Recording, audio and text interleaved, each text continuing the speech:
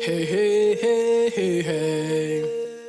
We are holding very close to our heart the conviction that this world can be different, and that can be different not just for us, but for everybody. Hey, hey, hey, hey, hey. Hey, hey, hey, hey, hey. In the morning. You're listening to The Seed, Conversations for Radical Hope, a Pendle Hill podcast where Quakers and other seekers come together to explore visions of the world growing through the cracks of our broken systems. I'm your host, Dwight Dunston. For Season 5, we're focusing our attention on world building. It is easy to point out all that is wrong today, but what is the world we long to see and inhabit? What models from the past inspire us as we consider new ways of organizing society in the future? What creative visions of community motivate us to co-create future systems filled with values of cooperation, reciprocity, and love? And how can we begin to live in that new reality right now?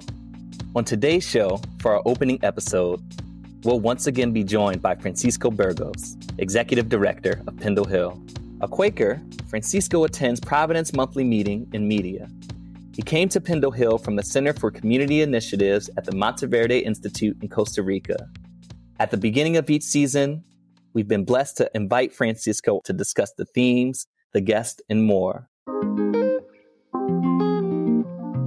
Before I welcome Francisco into the show, I want to tell you about the changes you will notice in this new season of The Seed. You will still hear my conversation with the guests who shares their experiences and expertise around the theme. In addition, a second guest will join us on each episode to bring us a special offering, either more perspectives, a piece of art, a learning of their own. Here at the top of the episode, we want to shout out Anna Hill, who produced seasons 2 through 4 of The Seed. Anna has transitioned from her role at Pendle Hill, but her impact on this podcast can't be understated. We love you, Anna. Our new producer is Peterson Toscano, who has helped produce our past podcasts since season 2. Peterson is the host of Citizens Climate Radio and Quakers Today podcast. So excited to be able to collaborate with Peterson in this episode and moving forward. You will get a new podcast episode in your feed every 2 weeks during this season, and we will alternate between our typical episodes, including guest discussions, while also inserting new mini episodes. These will include voices from previous episodes, previously unaired content, and new content created on the Pendle Hill campus. Speaking of Pendle Hill, you and I can worship together once a month through Pendle Hill's online Quaker meeting, every day from 8:30 to 9:10 a.m. Eastern Time. Pendle Hill facilitates an online worship space, and I will participate in worship on the last Friday of each month. Please join me and others who attend Meeting for Worship, and to learn more about what happens at one of those meetings and to access the virtual space via Zoom, visit pendlehill.org/explore/worship. That's pendlehill.org/explore/worship. I will have these details for you in the show notes as well. Friends, I have so many feelings. One, and maybe the most salient, is deep gratitude. It has been a journey to be in this role as the host of The Seed, Conversations for Radical Hope. With all of these changes in relation to this podcast, and also what feels like many changes in life outside of The Seed, it feels very important for me to ground in the gratitude, notice the things that have gone well with this project, notice the people and the contributions from you all that have made this feel meaningful and impactful, to continue to just lift that up for just a moment. Starting with gratitude, I just want to say thank you. Thank you for listening. Thank you for continuing to be committed to this project, to building a new world with me. And I'm so excited to see what we'll build together in this season.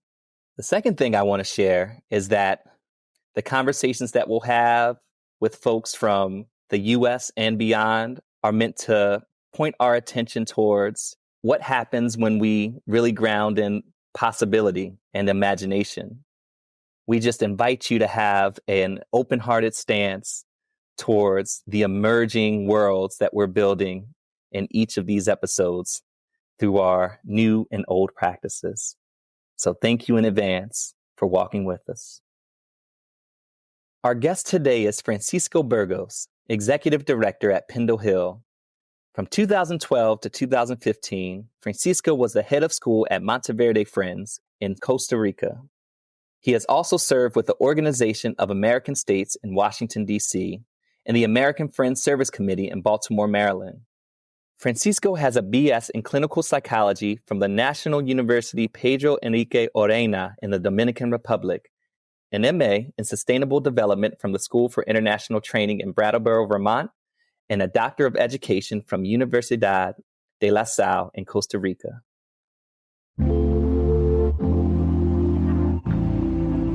Francisco. So great to be with you here for another season of the podcast. Yeah, here we are again. It feels like yesterday that we just started. I have so many flash memory of crafting dreams of the seed conversation for radical hope. It has been a real blessing to see how each season developed in ways that we can celebrate. When I remember dreaming about it and sitting down writing the first few notes for this project at the mount outside my office was just a real seed. And now we are seeing that how this seminal moment is spreading. So thank you. Thank you for all of you that has made this possible. Well, you know, every time that we get the chance to sit together and be in conversation enriches my life, enriches my understanding of the spirit, understanding of the role that Pendle Hill plays in the life of others. I love to just start by slowing down by just asking you, what's it like being you today, Francisco? We are experiencing some storm weather here at Pendle Hill. Being me today is associated with the many feelings that are in fully expectancy of what this wind will bring to us. Some people are very afraid of hurricanes, and I think that we need to be cautious. But on the other hand, as someone that come from the Caribbean, a region that always is touched by hurricanes, we know that there are certain parts of mountains that only are reforested when hurricanes are able to carry the seeds with the strong wind that they bring. Today, I am recognizing the many feelings that generate within me, gratitude, and at the same time thinking, what are the things that I need to do today to be faithfully responding to Pendle Hill needs? This is me. Mm-hmm. How about you? I'm feeling quite grounded today, and there's a lot of kinetic energy in my spirit at the same time. So I feel deeply rooted and held, and also buzzing today and in this moment. I had a smoothie this morning. When I turn on the blender, it's bumping, it's going around, you know. And then when I turn it off, it's settling. It's not in these different parts. It's like the whole thing. It is the complete thing of these mixing parts. I feel kind of like I'm in a blender here. You know, this is a great metaphor. Life is a blender. Yeah, this is a great metaphor. We try to think that it is not, but it is. Yeah. One new question that we're inviting guests to think about is actually connecting with their childhood, with their young selves. In this conversation around world building, I want to ask you, Francisco, if there's something from your childhood, that feels like a lesson or a learning or an experience that you hope endures, that you hope gets carried into the future. What is that thing for you? This is a deep question. It's a good one. I think that I will start borrowing it. The first things that come to mind are two people, my mom and my grandma. You know, I come from a large family. In my grandparents, in my mother's side, has 11 kids. My mom has only me and my sister, and later she raised one of my cousins too. So 3 of us. And as I was growing up, I remember that cooking at my house was like a industrial kitchen. so many, so many people to be fed. So you can imagine cooking rice for more than 15 people every day. Dominicans eat rice a lot. But one of the things that, as you posed that questions to me, one of the things that came so vividly to my heart is I remember seeing my mom and my grandma every single day as they serve each one of us, because that could not be self-serve. Yeah, and when you have a large family like that, somebody has to distribute the portion to make sure that everybody eat. Yeah. So, but I remember that every day, one of us, me or my sister or my cousin, was sent to one of the neighbor house with with a serving of our food. My grandma and my mom knew that this family was in a worse condition than our family, and that they also were a large family. So that little gesture of sharing what we have independently, if we have a lot or not, stay with me. And I think that this is one of the inspiration and guidance that I have as I relate to people and to the reality that people face. Yeah, it is something that as I talk to you here, that I recognize as a gift from my childhood. Yeah. Thank you for asking that question. Yeah. Yeah. And thank you for that image and those memories and bringing those people into this space. Had the chance to be in space with you and get to know you over these years. I can say that you bring that hospitality and that open-heartedness and that care. I'm so glad that you brought that, that reaches back. You didn't let that drop off at any point in your life here on Earth, Francisco. I think it's part of the blender that you were talking before. It's in the blender. Right. It's party, right? Exactly. It feels true. Yeah. It feels true. Yeah. And it makes me think, this season we're talking about world building, really thinking about the world that is growing up through the cracks of our broken systems. I'm curious, as you even hear the words world building, what comes to mind for you, and what comes to mind in your heart and spirit about ways you've seen world building?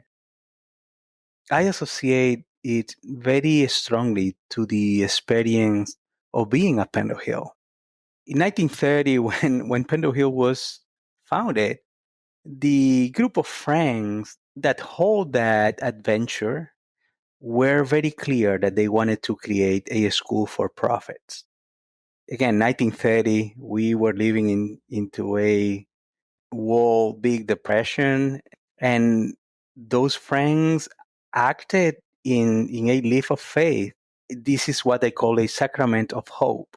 But they were not just thinking about how to provide an alternative of a social order for the world that we were living in that moment, but they were also holding very, very deep in their heart how they could bridge the division within the religious society of Franks.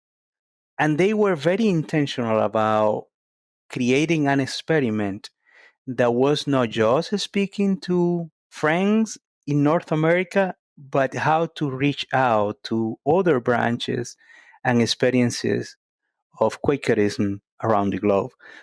This is a great experience for what we are exploring here with this season. We are holding very close to our heart the conviction that this world can be different, and that can be different not just for us, but for everybody. So let me flip that question back to you, because I also know that you are involved in so many great movement of a changing makers. So what this question represent to you? How do you see those connections? As you know, it's very special to be in the histories and the flows of a place like Pendle Hill. I'm very aware of the reverberations of past bodies and minds and spirits and conversations, in those hallways, in the dining hall,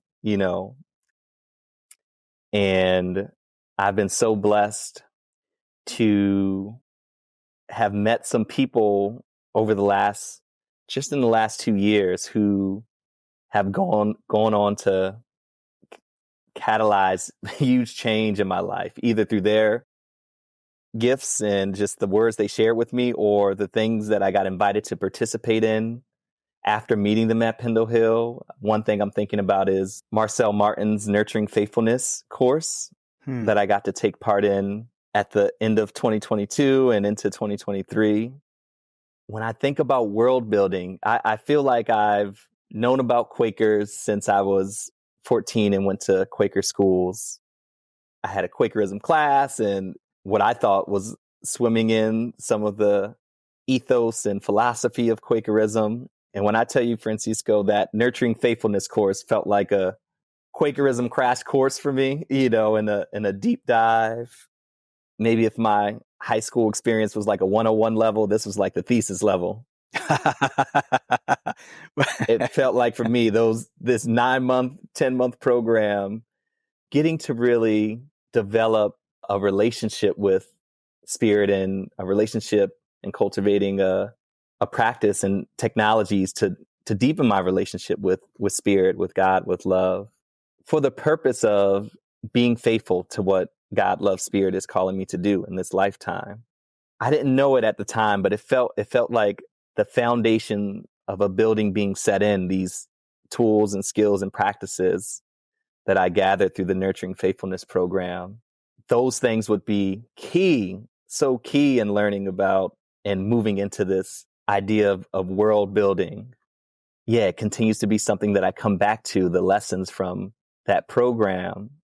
One of the things that sort of piqued my interest as you were sharing about Pendle Hill and being founded in 1930 to cultivate prophets and prophetic witness, we spoke a lot in the Nurturing Faithfulness course about the sort of the role of the prophet, both in like biblical terms, but also throughout different traditions, the prophet as an archetype that shows up in many cultures and societies, and the ways that prophetic witness is a part of catalyzing great change and cultivating and ushering in a new world, building new worlds. Somebody needs to say something ain't right here.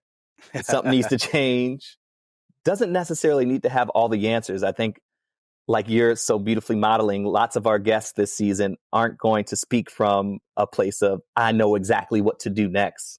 A lot of them are going to share, these are some things some wisdoms from my past, or from, past traditions, past history. These are some things I learned from experiences I had. These are ways I feel like we're called to be in right relationship with one another, with the earth, with our wounds, with our grief, with our pain, with our joy. That is in service of building this new world.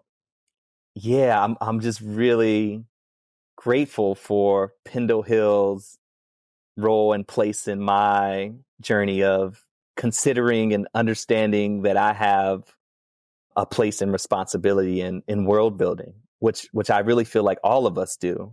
The world building doesn't necessarily happen without the brilliance and gifts of all of us. So that's coming to mind. Just being on that campus and this experience of meeting folks there and taking part in this course that really, really changed my relationship to thinking about that world, growing up through the cracks of our broken systems, and what responsibility I have in helping that to come forward. Then this past summer, I had the chance to participate in a writing workshop with Adrienne Marie Brown and Autumn Brown that took place in Ireland. And the title of that writing workshop, that retreat, was called Writing the Next World. I joined 12 other writers from around the US and the UK and Germany. And it was this experience, Francisco, that I've never had an experience like this, gathering with other folks, using the art of writing speculative fiction to create a world together. For those 5 days we were together, you couldn't tell me that wasn't the real world. Honestly, it felt like a out-of-body spiritual experience to be in this writing retreat, writing the next world with other artists, shaping what we wanted that world to look like and feel like, and also embodying it through our connections, we ate meals together, through the travels and experiences that we had. When I got back from Ireland from that trip, there was this new fire in me to really open up conversations with artists and activists and community leaders, as we usually do on this podcast, right? Spiritual leaders, but focusing those conversations on this idea of world building. I'm so grateful to all the experiences I had. I'm so grateful to Adrienne and Autumn and an incredible organization, Bog and Thunder, that helped to facilitate the gathering the folks together and helped to facilitate the program that took place throughout our time in Ireland, because it was a transformative experience. And just thinking this theme, like why this theme feels so important now, I don't know if people have looked outside,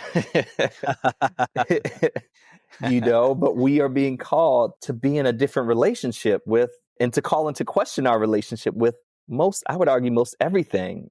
How we are, how we love, how we hold folks accountable, how we forgive, how we express our anger, how we express our gratitude. I think these last few years have been very much calling us into transformation. And like you were speaking about the prophetic witness, like that transformation requires both an assessment and an understanding of the present in order to create a different future. It feels so important now because this time, it just feels ripe for transformation. And I'm so grateful to the guest and to you here as our opening guest, as you are in this podcast project, for helping to set the stage for these conversations. Well, thank you. I really feel honored for joining you in this adventure. I know that building the world that we seek is a task that we share. And again, let's continue being courageous in working with determination in transforming the realities, small and big, that we face today. I look forward for season 5. You and me both. Thank you, Francisco. So good to see you every time, good brother. Thanks. And to be continued, my friend. To be continued.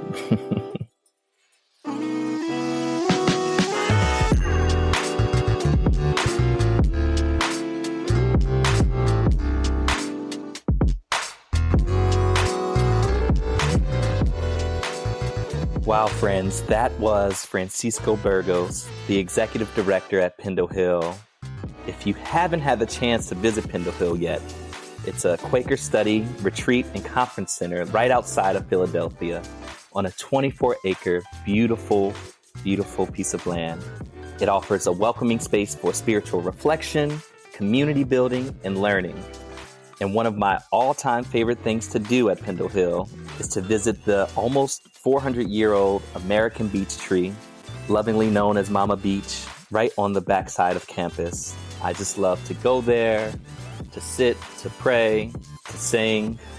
If you find yourself on campus, definitely want to check out Mama Beach and see if there's any wisdom that she might have to share with you on your visit. There are many programs and opportunities for learning at Pendle Hill, and some of which I'll be leading this upcoming fall, including a workshop about clowning and Quakerism. If you want to learn more about that opportunity or others, you can hop on over to pendlehill.org with a list of all of the experiences on campus. Since this is the very first episode of a brand new season, and we already told you we're going to do some new things, including this practice of inviting a second guest, I want to introduce you all to our second guest, me, Dwight Sterling Dunston. I'm here. It's me. I just want to take a brief moment to bring folks up to speed about who I am and some of the ways that my Quaker journey has unfolded for me over the last few years.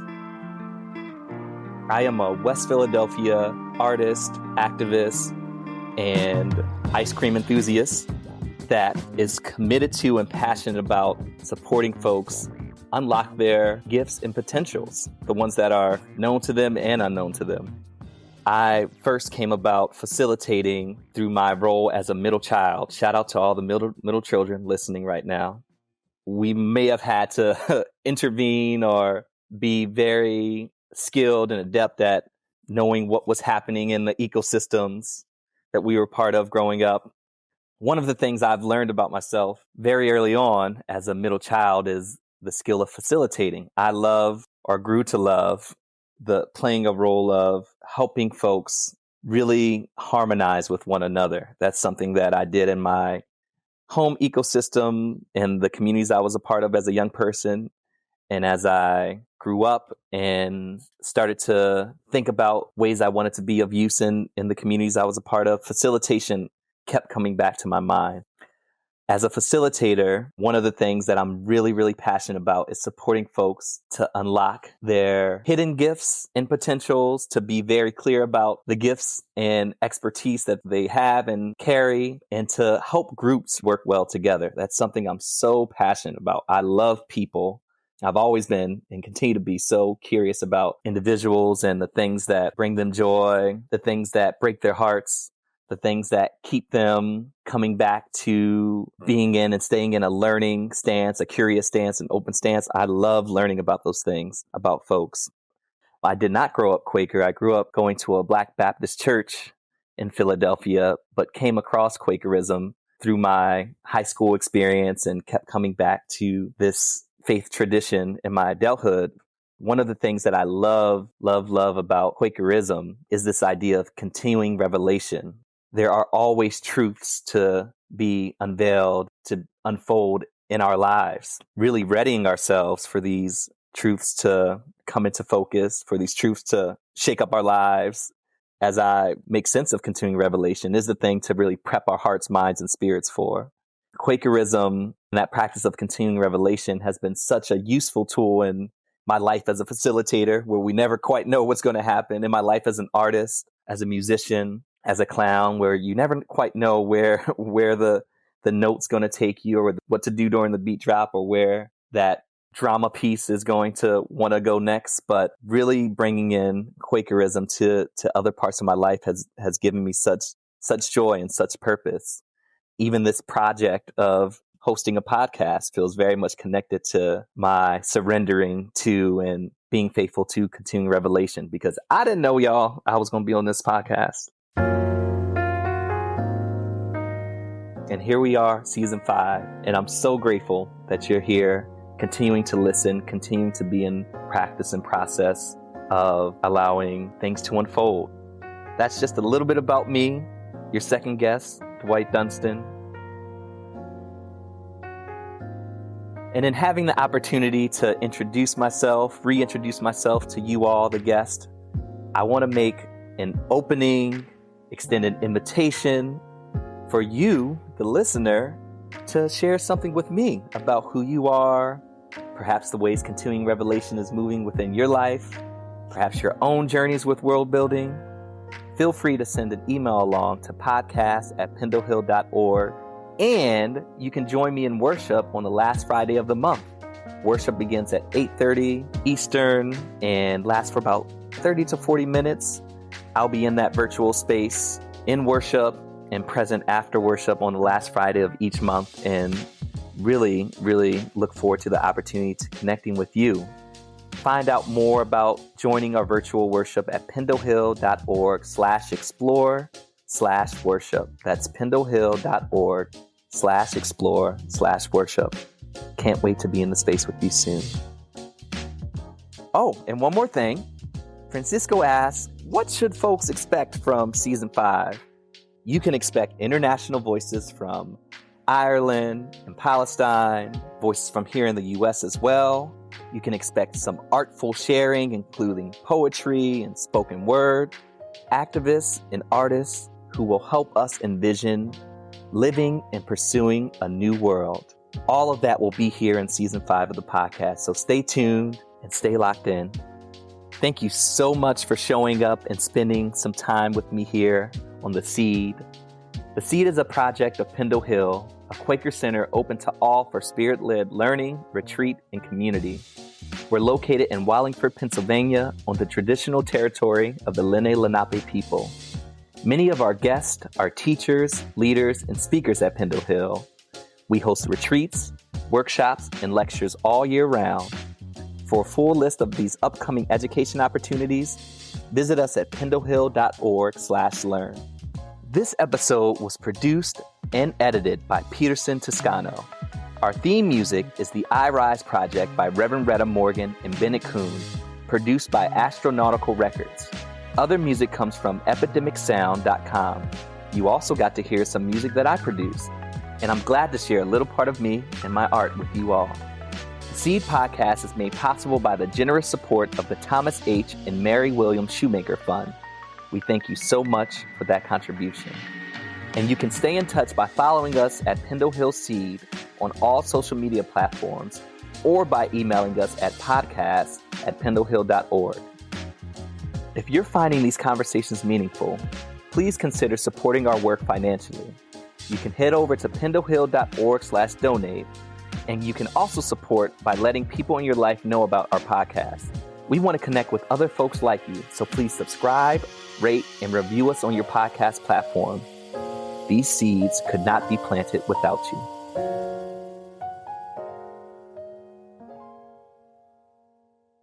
This episode was produced and edited.